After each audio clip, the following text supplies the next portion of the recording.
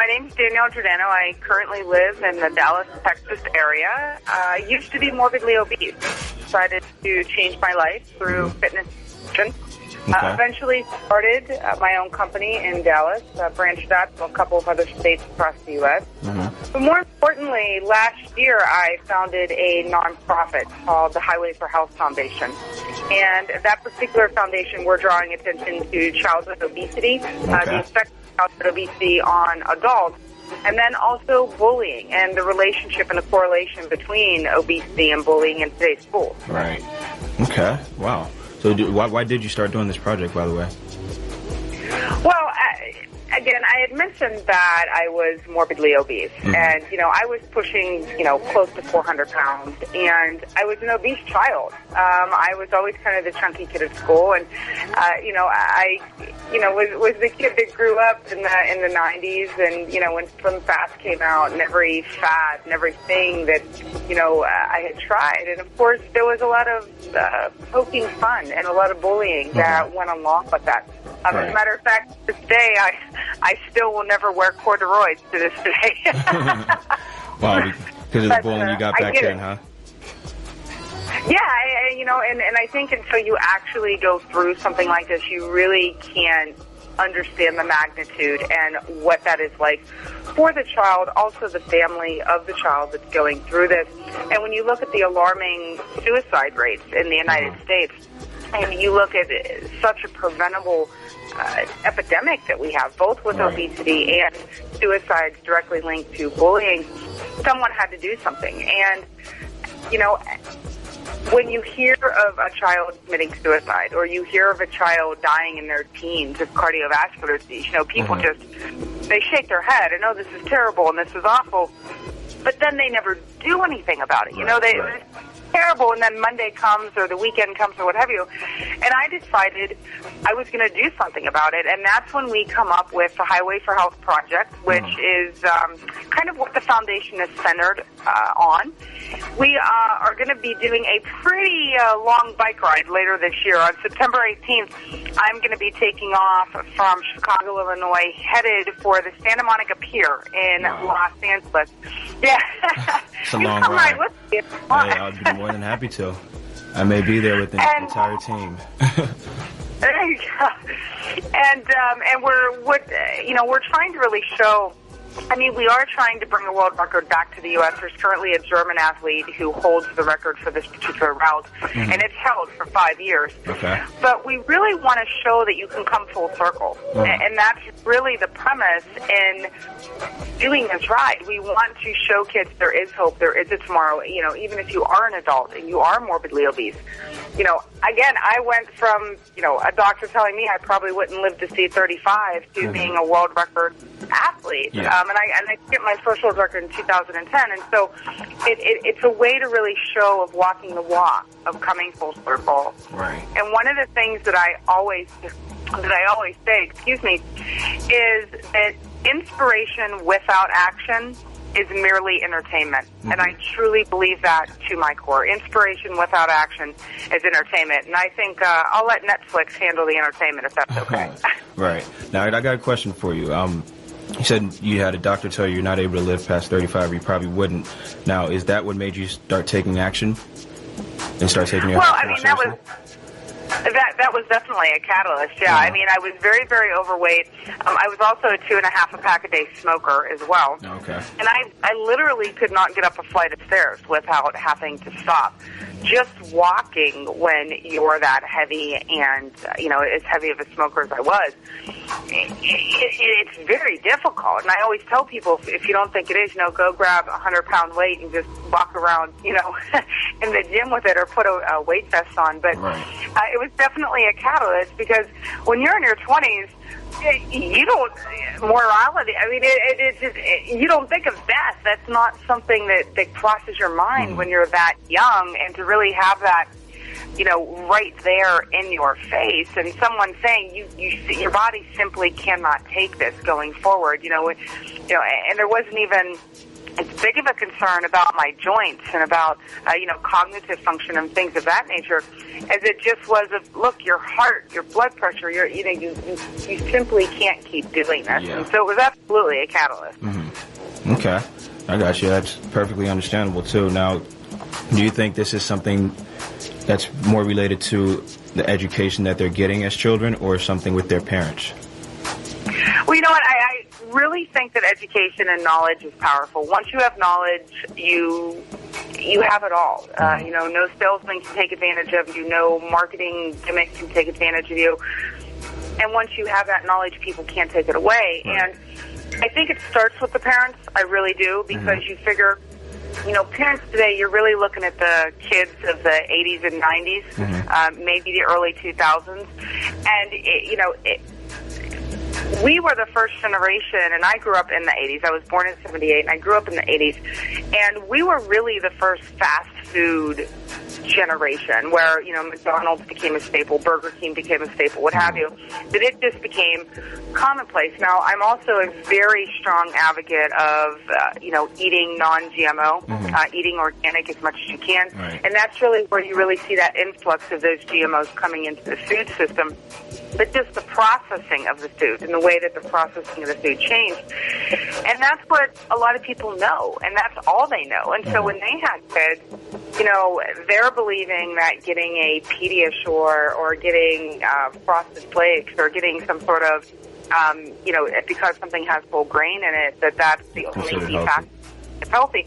And they're giving these kids so much extra calories in the form of sugar. And I truly believe that's why we're seeing a significant spike in cardiovascular disease in kids, simply because their little endotheliums don't have a chance to grow, and they're putting all this sugar into their body, and there's so many harmful effects to it. So I think that's a twofold. I think parents, one, do not have the knowledge. Two, once they do have the knowledge, they need to make the decision to be the example for the child and for the family. And when you look at statistics of, households that are overweight, what are the, chances of children to be overweight? It's extremely high. And it's because you're a product of what your environment is. And it's about behavior change. And if parents aren't willing to do that, then where do we go? After a kid is 7, 8 years old, a lot of their behavioral patterning, especially with eating, is, pretty much set, and it takes a lot of effort to undo that. Yeah, so, the thing is, it is the parents out there that are feeding them this and allowing them to, have McDonald's for 2 or 3 meals a day, 3 to 4 times a week. I remember when I was a child, my mom actually did not allow us to eat McDonald's that often. If it was something we wanted, she preferred that we ate something that she cooked at home. So the parents do have to, of course, educate themselves on what they're feeding their kids. But one thing I've also noticed is in the school systems now, they're slowly taking out the physical education part of it and the physical activity and the recess and keeping these kids in the classroom more. So the physical activity isn't as important as it used to be. Oh, and I agree with you. And I think the very first things that schools cut is they cut the cultural programs and they cut the physical education. Absolutely. And that's detrimental. How many studies can you look at that children who are physically active throughout the day have better attention spans? They have simply, their brain is more active. They're able to retain the information. They have higher test grades, higher, just on the cognitive tests that they take or standardized testing that they take, they score higher. And, if 1 second we could, one point that I always like to make is I think there's this misconception, is a generalization that's out there that eating healthy has to be elitist. And one of the things that I love to do is there's a little presentation that I do called Eating Clean and Healthy for Under $30 a Week. And nobody ever believes me until we actually go through that. And I think that's another big barrier. Wow, yes, cheap. for one person. For one person. Yeah. You have to come to one of my seminars. I know. But I think like that it's one of those things where I think that's the misconception. And so a lot of these parents or, even families that are, struggling with income, and you look at the typical American family and it's a dual income household. Typically there's multiple jobs that are involved. And, there's this misconception that you have to spend everything you have. And that's simply not the case. And a lot of alternatives, in my opinion, one, for convenience, but two, just because of the economics of it, they go to these fast food restaurants and go to the dollar menu. Mm-hmm. And I think that becomes a really great alternative. So I just wanted to make that point real quick. But as far as the physical education, absolutely. I think that's a key component. And just getting kids outside. Just get them outside after school, you know what I mean? Mm-hmm. And get them around. Again, I think it goes back to the parents there, too. Yeah, it does. It does. The parents and the teachers in the school. Now, what do you think? I mean, what do you think can be done to get the physical education and the physical activities back into the school systems? You know, I mean, I'm actually someone who works in a school system here in Dade County. I'm only a football coach, but, you know, it sucks to see that these kids are spending so long in the classrooms and sitting down and not being active at all. And, you know, it's really unfortunate. I'm like, what can be done? Does the school system understand what's going on? And even the foods that they're bringing into the school systems, I don't think are the best either. You know? Oh, and I absolutely agree with you on that. And that really goes back to the dollars that come through, subsidizing and what schools. I mean, I know there was such a controversy over pizza being a vegetable, but I mean, even when you're looking at the carbohydrates a lot of these kids are eating, they're all starches. There's no good quality fibers that are involved there. There's no good nutritional density that is there, and that's simply because that's the guidelines that are set. Go back to food industry and how those dollars get subsidized, and I think that's a big part of it. Now, I also believe that when you look at the physical fitness being taken out, I think a lot of that goes back to budgeting. And a lot of people make the argument that you spend money on teachers, and that should be our very first priority is, the math and sciences. And I believe that they're absolutely important and they're crucial. But if we are raising a generation that the CDC said in 2012 isn't going to outlive the generation before them, is it really going to matter if we're excelling if we're physically not around a generation or two and we have this huge gap of premature death? Yeah.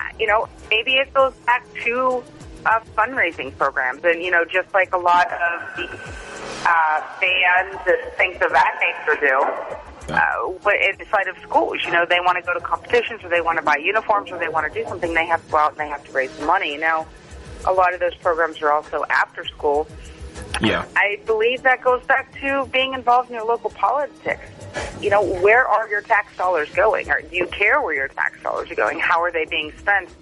And that's an individual conversation that I think needs to happen in communities all across the country. Right. We need to question and get answers. And if we're not satisfied with those answers, okay, let's go back to the drawing board here, guys, and what do we want to do? Yeah.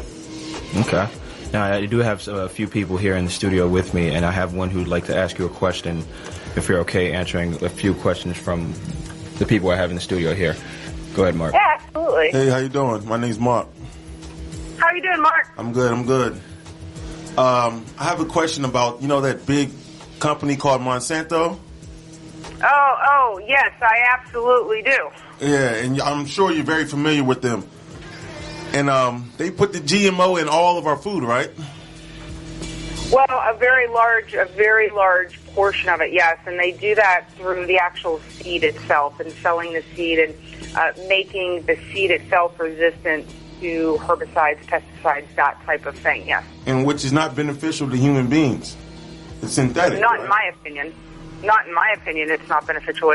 It's detrimental. In my opinion, when you look at it, when you look at both nutritional density and the actual harmful side effects, and their big argument is that it yields more crop or it yields a higher growth rate or a faster growth rate, and that's simply not the case. When you look at long-term studies over 5 to 7 years, that's just simply false. Mm-hmm. Yeah, that's like criminal.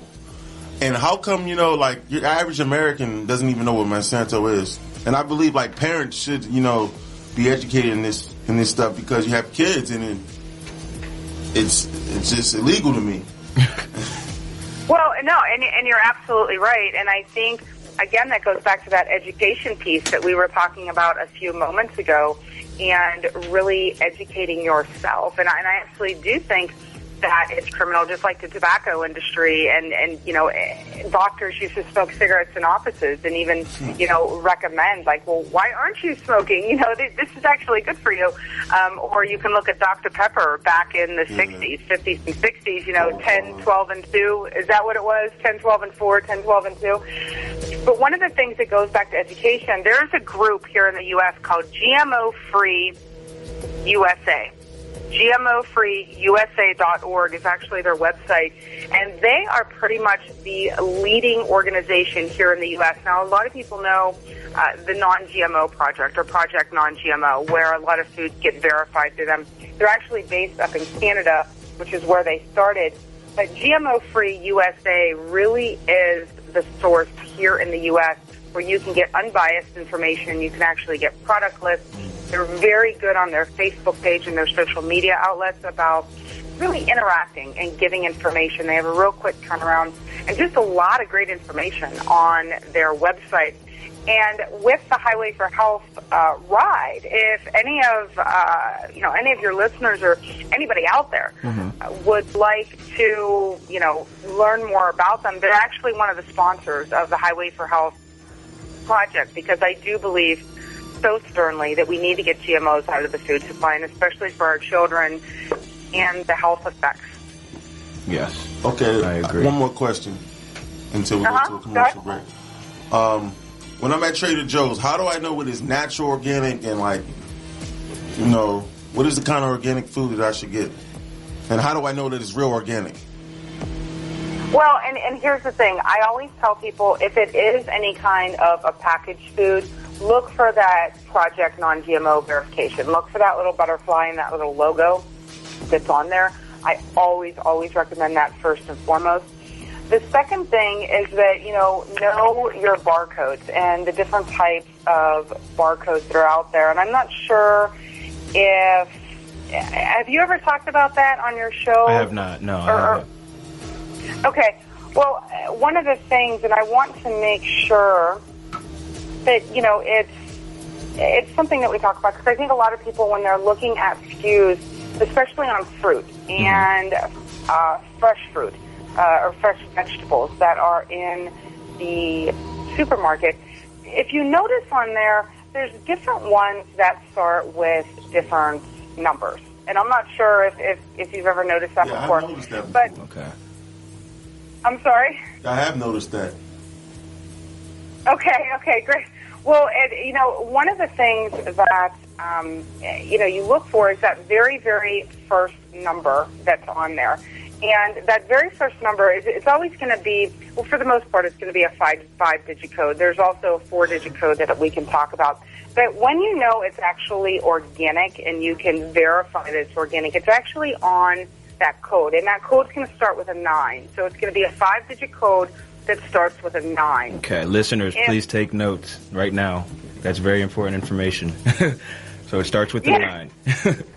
Now, if you're getting a piece of produce that starts with an 8, okay, a 5-digit code that starts with an 8, that's absolutely guaranteed that that's a GMO product. So a 5-digit code starting with 8. And again, it's some little tiny stickers that they put on the fruit or the vegetables or what have you, or on the sign that has the price if it's, in a display as you're going through. Now, the 4-digit code that you want to look for, it actually starts with a 4 and it's 4 digits. So it might be 4131 or 4060 or whatever it may be. If you see that 4 on there, you know that it's conventionally grown and it definitely contains pesticides. So there's a very, very high probability that that's a GMO crop. Very, very high. And you definitely know that it contains pesticides. But if it's the 5-digit that starts with the 8, then you absolutely know that that's a GMO. And then a 5-digit starting with a 9, you know that that's organic. And I think it's also really important here to note that just because something is labeled organic does not mean that it's non-GMO. Now, in most cases, does that kind of fall in line with one another, that there's that relationship between the two? Yes. But remember that organic is really based on what are you putting on the plant. So after the plant starts to grow, what are you doing to control the insects or to control the pests or to control what you have, whatever we're talking about. when you're actually talking about a GMO, you're talking about a seed at the seed level that has been genetically altered permanently, which means that it don't matter what you're spraying up here, the actual chemical is inside of the plant, inside of the seed, inside of everything that comes from that plant or is picked from that plant. So something can be a GMO seed, but still not have pesticides on it, right? And then transversely. But, so I always, again, Project GMO, Project Non-GMO, excuse me, I always encourage people to look for that little logo that's on there. And then GMO-Free USA, I highly encourage people to go to that website and really get themselves educated. And really get out there, because there's just so much you don't know, and label reading, and yeah, we could talk about that forever, probably. I know. And we should have another show and go into that, too. Right, we could, absolutely. Danielle, thank you so much for answering those questions. Does that answer your question, Mark? Yeah, definitely. Okay, now, I have a question from a listener. Okay. Who, you mentioned your $30. Now, the $30 for, eating healthy for a week. She mentioned she spends probably $140 just for herself, and she'd like to know more about your seminar. Okay, well, the one thing that I could direct her to is our Facebook page. Okay. We put up in our YouTube page, we have a lot of videos that are up there, and we do a lot of posting on the Facebook and also on our Twitter account. And I can, as a matter of fact, if she does go to the Define Facebook page, if she inboxes the social media manager, I'll give her a heads up. Okay. And what I can do is I'll actually reach out to her myself. Awesome. But if the listeners do want to go to it, it's facebook.com/Define Sculpting Nutrition, and that will pull it up. And there's a lot of good information that we put up on there. But also do remember that eating clean and healthy for under $30 a week, it is based on portions, right, which I think most of us need. And the biggest tip that I can give to people is get to know the bulk section of your local grocery store. Get to know that bulk section. Things are so much less expensive in bulk than when you're buying them already packaged. Now, I know here in Texas, we have stores like Sprouts and Natural Grocers, and of course, I'm sure there's Whole Foods everywhere. But, check out those bulk sections. The other thing is your local farmers markets. There are a ton of farmers markets and farmers within those markets that have, one, co-ops, and two, will actually trade. Come work at the farm for X number of hours, and you get whatever the dollar amount equivalent is of the vegetables, which I think is really cool. Here in Texas, we have one called Johnson's Backyard Garden, and they're kind of pretty far northwest from Dallas proper, but they're a great example, and farms all around the country are doing this. So I'm sure you guys have someone down there in Miami that's probably doing that. We do. There you go. Yep. Okay. Well, thank you for that. Thank you for that information there. Now, before we get you off air, I'd like for you to share, the website, the Highway for Health website, so that anyone who's listening can check it out, but also any Facebook pages for the project and any YouTube channels that these people can look up this information and kind of follow and support the project that you have going on. Yeah, absolutely. The website is just highway and then forhealth.org, so highwayforhealth.org. And the Facebook page is also going to be up there, Highway for Health. And if you go to that website, there's going to be those widgets up there that people can just click and go to. And honestly, that's probably going to be the easiest way for them to find us. If they are just searching on Facebook, it's Highway for Health Foundation. Highway for Health Foundation. Okay. Yeah. Got it. All right. What about, do you have any YouTube channels? Well, I was just going to say, and if they go to the YouTube channel, they're going to see there's actually a childhood obesity education series that's on there for parents. It's really meant to be geared towards parents. And so I would encourage people, as a matter of fact, I'm looking at our Facebook page right now for the Highway for Health Foundation, and there's a link. It's the very first post that's up on there. And so it's right there waiting for people to click on them. So, it's all about education, and it's all about not thinking that you're doing the best thing for your child but doing it. Because one thing that has always stuck with me is being in the rooms. And when I mean being in the rooms, I mean when a child has passed away.